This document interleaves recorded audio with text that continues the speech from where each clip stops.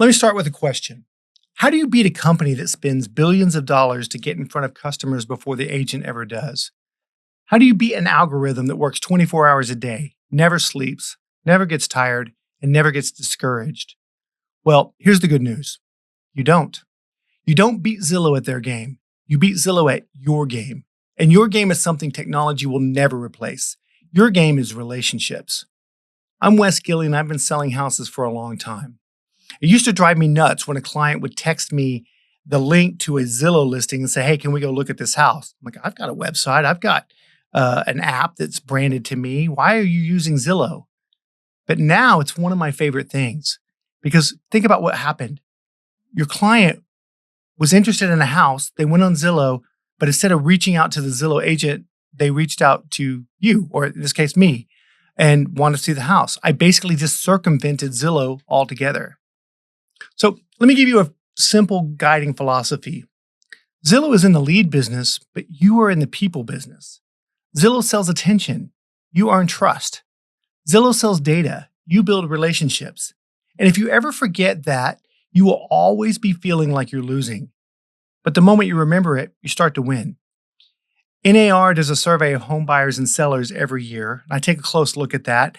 And one of the things that stayed pretty consistent is 65% of home buyers and sellers choose their agent from someone they know or a referral from a friend or family member.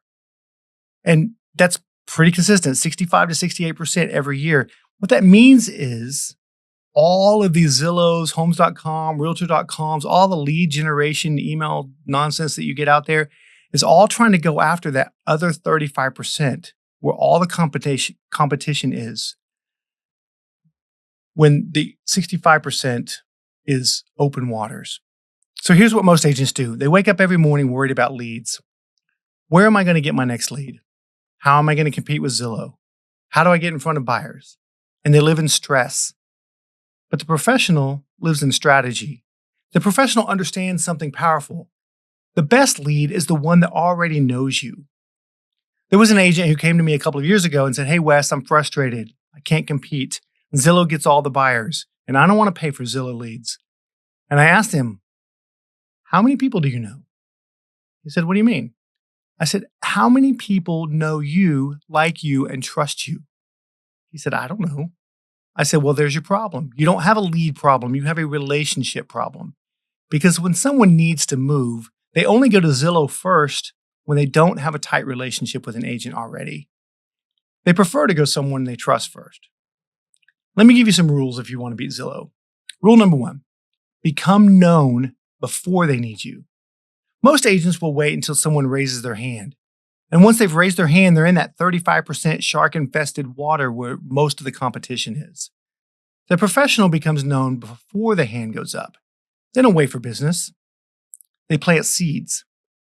So you introduce yourself to your community. You become a familiar face. You show up on video. You show up in person. You show up consistently. Because when the time comes, familiarity wins. Let me tell you something. People don't choose the best agent. They choose the agent they are most comfortable with. Here's rule number 2. Build a relationship portfolio. You must begin to think like an investor. The average agent counts transactions, but the professional counts people. You don't measure your business by how many deals you close this month. You measure your business by how many households are in your relationship portfolio. How many people know your name? How many people have your number? How many people hear from you every single month? Because if you have 500 to 1,000 people who know, like, and trust you, Zillow cannot compete. They cannot outbid you for trust. Here's more of what technology cannot do. Technology cannot attend your client's kid's graduation. It can't pray with a family who's having a hard moment. It can't help someone navigate fear. It can't calm someone when a deal is falling apart. It can't sit at a kitchen table and bring the couple on the other side of that table peace. And let me tell you something. Real estate is not about houses. It's about emotion. And emotion belongs to humans. Rule number 3, follow-up is your superpower. Zillow sells attention once. You build connection over time. Most agents give up after 1 or 2 touches, but trust is built in layers. Layer after layer, call after call, text after text, video after video, card after card. Maybe you've heard this phrase, fortune is in the follow-up. You should probably memorize it. And not just follow up when they're interested in buying or selling, but follow up with them in the middle when they're not quite ready to move, in between buying and selling houses. Because people don't need you when they first meet you. They need you when life changes, when they have a new job, a new baby, a divorce, a promotion. And the agent who stays in touch wins. Rule number 4, create value daily. Zillow gives information. You give wisdom. There's a difference. You give real-life examples. Information is everywhere. Wisdom is rare. So every day you must ask, how can I help my community today? Teach, educate, explain, simplify. This is why video can be so powerful, because people begin to trust your thinking before they ever meet you. They feel like they know you, and then when they do meet you, the decision is pretty much already made. Rule number 5, become the local authority. Zillow is national. You are local. They don't know your neighborhoods. They don't know your schools. They don't know your people. And people trust the guide who knows the territory. So become the mayor of your market. Know the builders. Know the lenders. Know the inspectors. Know the stories. When someone asks, who should I talk to? Your name should come up first. Let me give you one more story. A woman in one of my offices once said, I can't beat Zillow. They have too much money. And I said, let me ask you something. How many birthday cards did Zillow send your clients last year? She laughed. I said, how many handwritten notes? She said, none. I said, then you're not competing with Zillow. You're competing with average agents. Because most agents don't do the basics. Most agents don't stay in touch. Most agents don't care long term. And that's your opportunity. Here's the truth.